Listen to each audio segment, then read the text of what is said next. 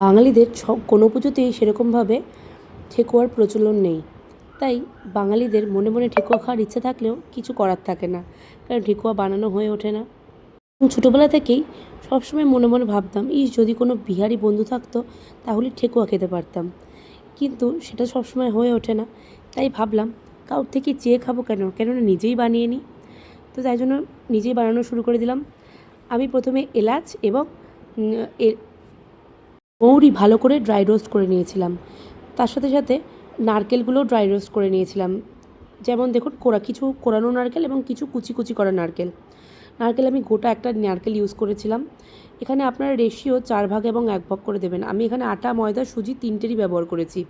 এবং একটা কথা মাথায় রাখতে হবে, ঘিটা ভালো করে গরম করে তারপরেই দেবেন। ঘি গরম করে দিলে আটার যে কাঁচা গন্ধটা সেটা লাগে না এবং খেতে খুব সুন্দর খাস্তা হয়। তো ভালো করে আমি এখানে ময়াম দিচ্ছি। এখানে ময়ামটাই খুব ইম্পর্টেন্ট। ময়াম কী করে বুঝবেন? হাতে যখন মুঠো করবেন তখন দেখবেন যে সেই মুঠোটা ভালো করে লাড্ডুর আকৃতি নিচ্ছে, যেরকম করে আমি এখানে দেখাচ্ছি। মাঝখানে আমি একটু এলাচ গুঁড়ো এবং মৌরি গুঁড়ো দিয়ে দিয়েছিলাম। তারপরে ড্রাই রোস্ট করে রাখা নারকেলগুলো দিয়ে দিলাম। কোড়া নারকেলটা আগে দিয়ে ভালো করে মেখে নিলাম। কেন কি, এগুলো জল ব্যবহার করার আগেই দিতে হবে, কারণ কি কতটা পরিমাণে দেবেন তার উপর ডিপেন্ড করছে। এবং তারপরে আমি ফ্রিজে রাখা হালকা ঠান্ডা জল দিয়ে করলাম। ঠান্ডা জল দিয়ে সবসময় মাখলে খুব সুন্দরভাবে খাস্তা হয়। এখানে দেখছেন চিনি দেখা যাচ্ছে, চিনি গোটা গোটা। আমি ইচ্ছা করেই দিয়েছি লাস্টের দিকে চিনি, যাতে চিনিটা মুখের মধ্যে আমাদের লাগে যখন আমরা কামড় বসাই। তারপরে ঘি সাঁচে করে নিয়েছি। এটা হচ্ছে আমার আইডিয়া। আমার কাছে তো ঠেকুয়ার সাজ নেই, তো আমি ভাবলাম আমার প্রত্যেকেরই বাড়িতে নাড়ু হয়, তো নাড়ুর সাজ থাকে, তো সেই নাড়ুর সাজের মধ্যেই ভালো করে ঘি মাখিয়ে নিলাম। সেই ঘি মাখিয়ে তারপরে একটু একটু করে হাতে নিয়ে সে নাড়ু বানানোর মতন করে বানিয়ে নিয়ে তারপরে ফ্রাই করব। এবার অনেকেই ভাবতে পারেন যে আমাদের তো সাজ নেই, তো আমরা কি করব?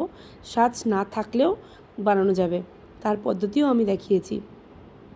ঘি লাগিয়ে নিলে সুন্দরভাবে ডিজাইনগুলো করা যায় এবং লেগে যায় না। তো যাদের কাছে সাজ নেই তারা কি করবেন, তারা ভালো করে হাতে করে পাতার শেপ দিতে পারেন। দিয়ে তারপর এরকম একটা কাঠি নেবেন, কাঠি নিয়ে ভালো করে চাপ দিয়ে দিয়ে এরকম পাতার শেপ করে নিতে পারেন, বা অন্য যদি কোনো শেপ করতে চান আপনারা করতে পারেন। এই পাতার শেপ করলেও দেখতে খুব সুন্দর লাগে। আর নারকেলটা আমি একটু বেশি পরিমাণে দিয়েছিলাম, ওই জন্য দেখুন নারকেলটা দেখা যাচ্ছে। তারপরেই মিডিয়াম আঁচে ভালো করে খাস্তা করে ভেজে নিতে হবে। হালকা গোল্ডেন ব্রাউন হলে উল্টে পাল্টে আস্তে আস্তে করে ভেজে নিয়ে তারপরেই তৈরি হয়ে যাবে ঠেকুয়া।